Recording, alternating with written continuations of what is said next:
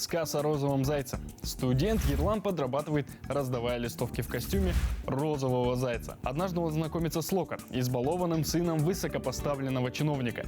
Новый приятель предлагает герою сделку – взять на себя вину за чужое преступление в обмен на солидное вознаграждение. Сказ о розовом зайце часто сравнивают с «Рэкетиром», вышедшим 3 годами ранее. Однако фильм Фархата Шарипова получился даже увлекательнее. Сюжет заставляет понервничать и не отпускает до самого финала.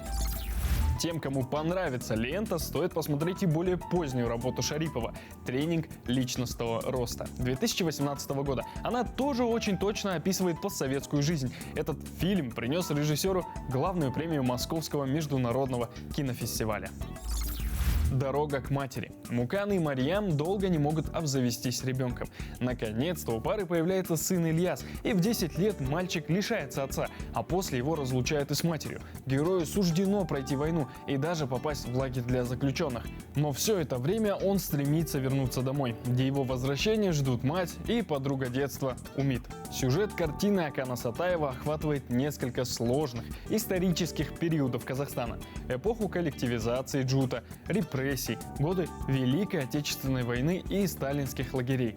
Фильм получил мощную поддержку со стороны государства, но в итоге вышло не просто пропагандистское полотно, как это часто бывает, а довольно интересная работа с яркими актерами и захватывающими батальными сценами.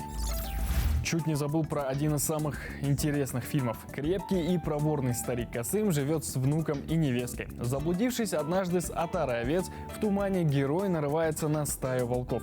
Тем временем родные ищут дедушку вместе с соседями и службой спасения. Это был наш топ казахстанских фильмов, которые обязательно стоит посмотреть. Поэтому приятного вам просмотра.